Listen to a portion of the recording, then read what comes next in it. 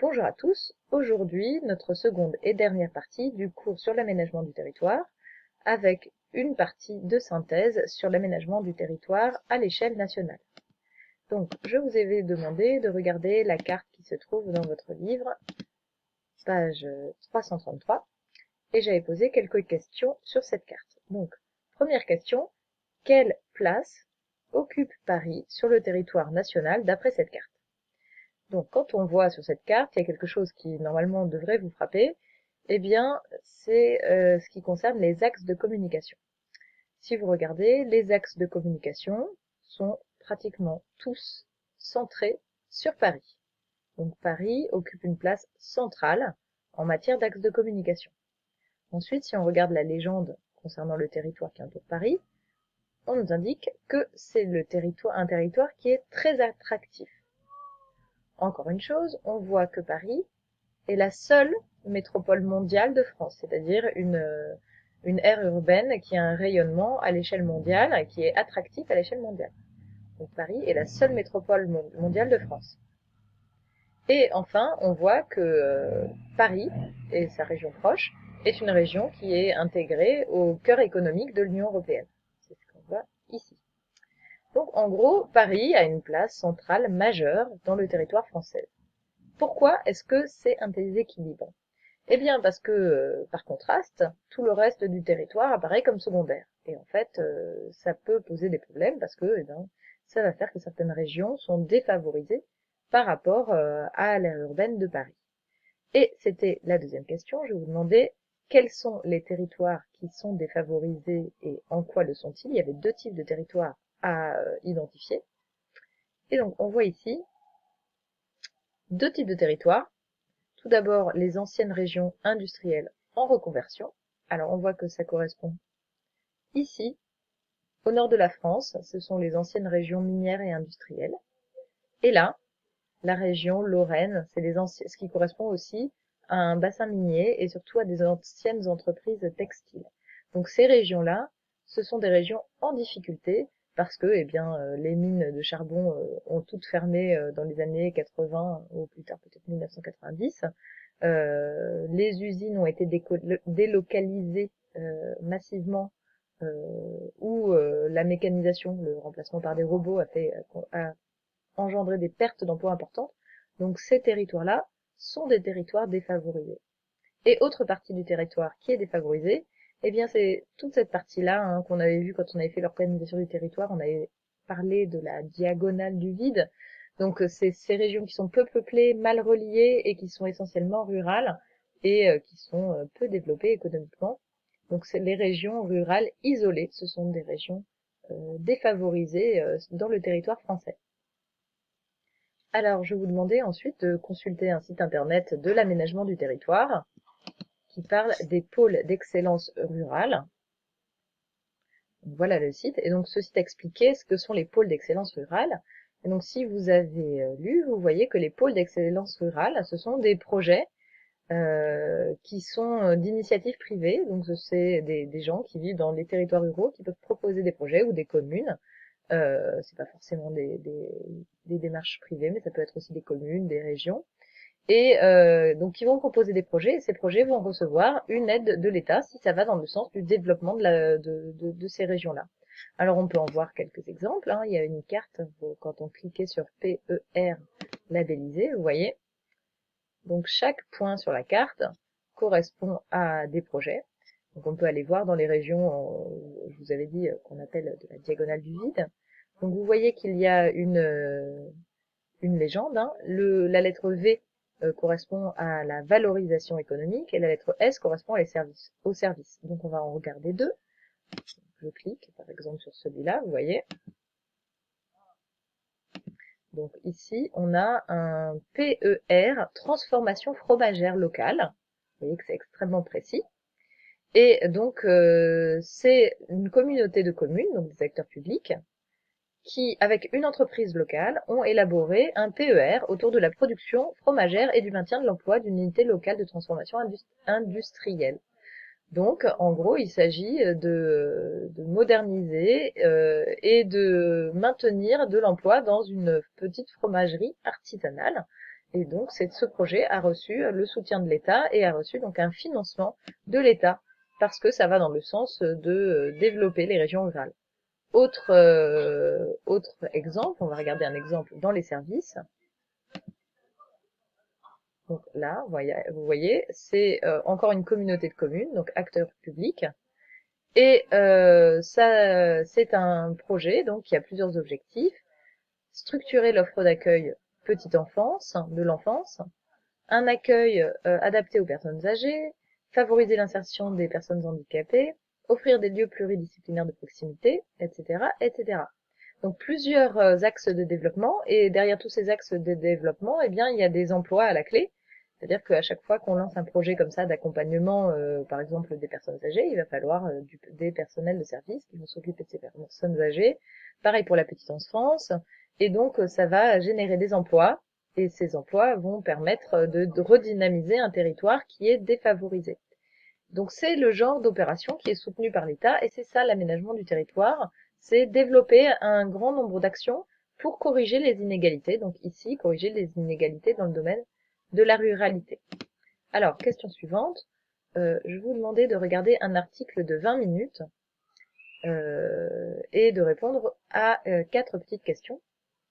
Donc l'article de 20 minutes, le voilà.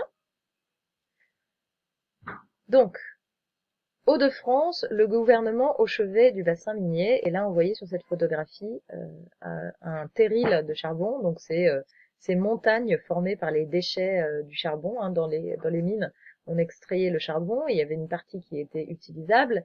Et il y avait toute une poudre de charbon qui, elle, n'était pas utilisable, qui a formé donc ces montagnes qui aujourd'hui font partie du patrimoine mondial. Hein, ça fait partie de d'une époque.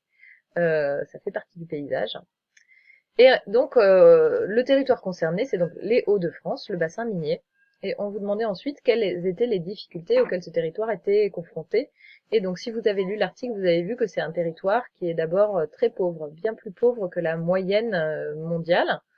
Donc, on vous dit que le niveau national de population vivant en dessous du seuil de pauvreté en France est de 14,5%.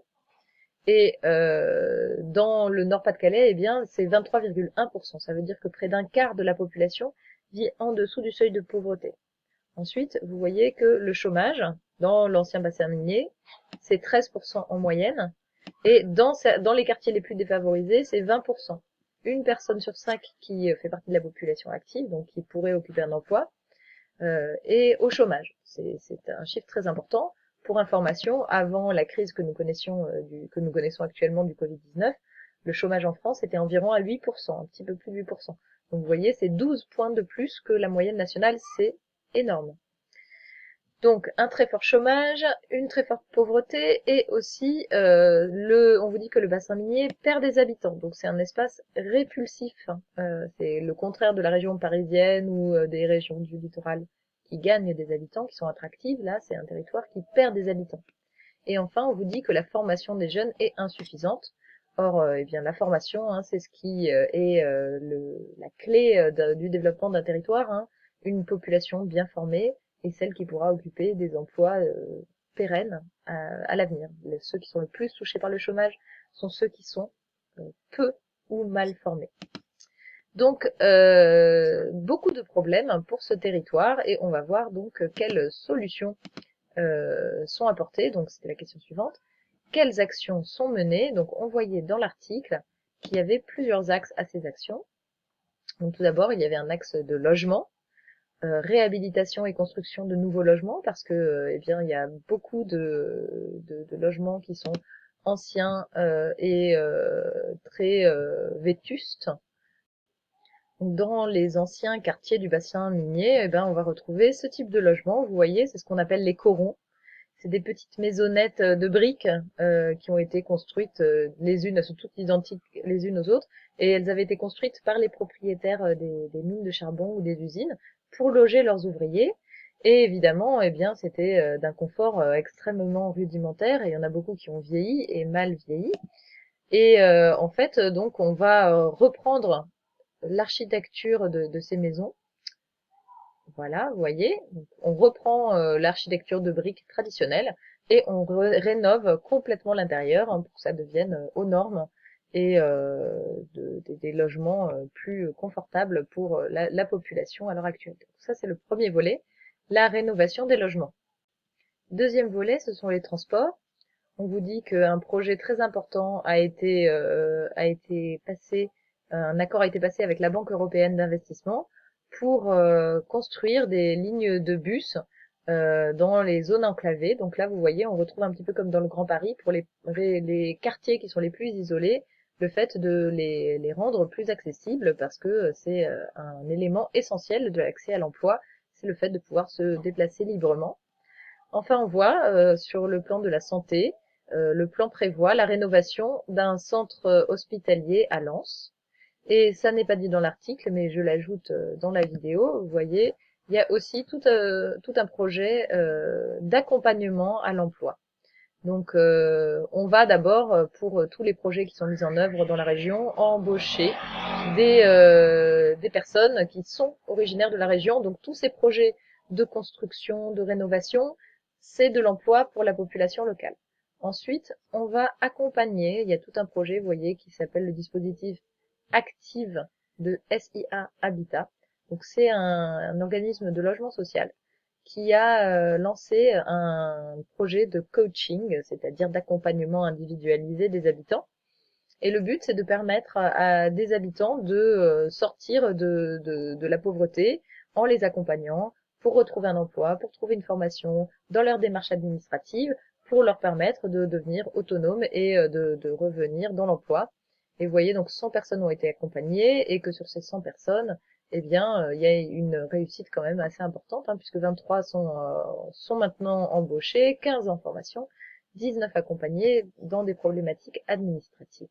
Et de cette manière-là, en fait, on fait tout pour essayer de dynamiser à la fois la population et le tissu économique pour favoriser l'emploi et les faire sortir de la pauvreté. Donc voilà pour ce qui est du bassin minier. Donc il nous reste à voir la conclusion. Donc, qu'est-ce qu'il faut retenir de cette leçon? Qu'est-ce que l'aménagement du territoire? L'aménagement du territoire, eh bien, c'est une politique qui a pour but d'assurer l'égalité de tous les territoires. L'État s'est fixé comme mission d'assurer l'égalité de tous les territoires, et pour atteindre cet objectif, il a lancé une politique d'aménagement du territoire. Donc, l'aménagement du territoire vise à lutter contre les inégalités. Ces inégalités, elles peuvent être de plusieurs types. La pauvreté de certains quartiers ou de certaines régions entières. Donc, par exemple, il y a tout un pan de l'aménagement du territoire qui vise les quartiers pauvres des villes, hein, les quartiers les plus défavorisés. Donc, tous les quartiers où il y a énormément de logements sociaux, où le taux de pauvreté est plus fort qu'ailleurs, sont des quartiers qui reçoivent des aides de l'État, des aides aux projets, etc. L'isolement des territoires, c'est toute la politique des transports qui vise à développer l'offre de transport pour désenclaver les territoires. Le manque d'attractivité économique, et donc il va y avoir toute une politique pour inciter des entreprises à s'installer dans des zones où il y a peu d'entreprises, pour développer l'emploi dans les zones où les gens sont beaucoup au chômage, etc. Donc pour corriger ces inégalités, ce que je viens de dire, l'État développe l'offre de transport, encourage la construction et la rénovation de logements, encourage l'installation d'entreprises dans des territoires défavorisés, et ça se traduit surtout par une importante aide financière au projet de développement de ces territoires. Voilà, j'espère que vous avez tous compris ce que c'est que l'aménagement du territoire, et je vous dis à bientôt pour une leçon d'histoire sur les enjeux et conflits dans le monde après 1989. Au revoir et à bientôt.